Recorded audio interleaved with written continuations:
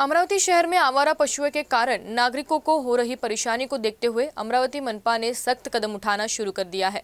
अब जानवरों को शहर में छोड़ते समय ट्रैफिक पुलिस और संबंधित थाने से अनुमति लेनी होगी। साथ ही पशुओं को पालने के लिए मनपा से मंजूरी लेनी होगी। पशुपालन लाइसेंस नहीं लेने पर मनपा की टीम द्वारा पशुओं को जब्त कर लिया जाएगा और संबंधित पशु मालिक के खिलाफ दंडात्मक कार्रवाई की जाएगी। अमरावती शहर में खुले में घूमने वाले आवारा मवेशियों की वजह से होने वाली परेशानी को देखते हुए अब मनपा एक्टिव हो गया है। मवेशियों को शहर में छोड़ते समय अब ट्रैफिक पुलिस और संबंधित थाने की इजाजत लेनी होगी। जिला दुग्ध व्यवसाय विकास अधिकारी को पशुपालन के संबंध में लाइसेंस जारी करते समय भी मनपा एनओसी लेने होगी। मनपा आयुक्त सचिन कलंत्रे ने निर्देश दिया कि पशुपालन लाइसेंस जारी नहीं होने पर मनपा की टीम द्वारा पशु जब्त कर लिया जाएगा और संबंधित पशु मालिक के खिलाफ कार्रवाई की जाएगी।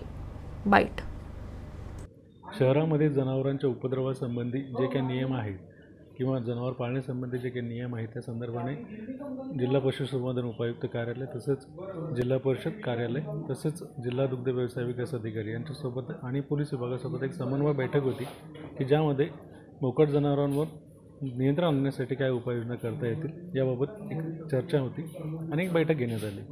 त्या बैठकीमध्ये जे काही नियम महानगरपालिकेने आणि जिल्हा दुग्ध व्यवसाय विकास अधिकाऱ्यांनी दिलेले आहेत त्या नियमांना अनुसरूनच पशुपालकांनी जनावरे पाळावीत, अन्यथा त्यांच्यावर दंडात्मक कारवाई करण्यात येईल। कारण मोकाट जनावरांमुळे अपघात तसंच जीवितहानी होण्याची तसेच लहान मुलांना इजा होण्याची शक्यता असल्यामुळे सर्व महानगरपालिकेतील पशुपालकांनी आपली जनावरे नियमानुसार महानगरपालिकेच्या नियमांना अनुसरून पाळावीत, जेणेकरून त्यांना दंडात्मक कारवाईला समोर जावं लागणार नाही।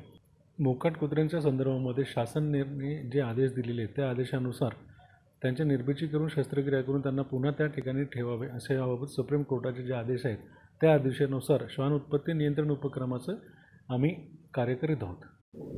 अमरावती महानगरपालिका हद्दीमध्ये जो मोकाट जनावरांचा संचार आहे त्याच्या अनुषंगाने पोलीस विभाग, महानगरपालिका, दुग्ध व्यवसाय विभाग व पशुसंवर्धन विभाग या सर्वांची एकत्रितरित्या आज बैठक झाली व त्याच्यामध्ये विविध मुद्द्यांवर चर्चा करण्यात आली आणि शहरामध्ये जे काही मोकाट जनावरं आहेत त्याच्यामध्ये त्यांना प्रतिबंध कसा करण्यात येईल आणि त्याच्यावर कारवाई कशा पद्धतीने करण्यात येईल याच्यावर विस्तृत विवेचन झालं आणि त्या अनुषंगाने आता ठरवण्यात आलं आहे की पोलीस विभाग व महानगरपालिका या दोघांच्या संयुक्त कारवाया ह्याच्यामध्ये होतील आणि जी जनावरं मोकाट आहेत तर त्यांच्यावर कारवाई करण्यात येईल।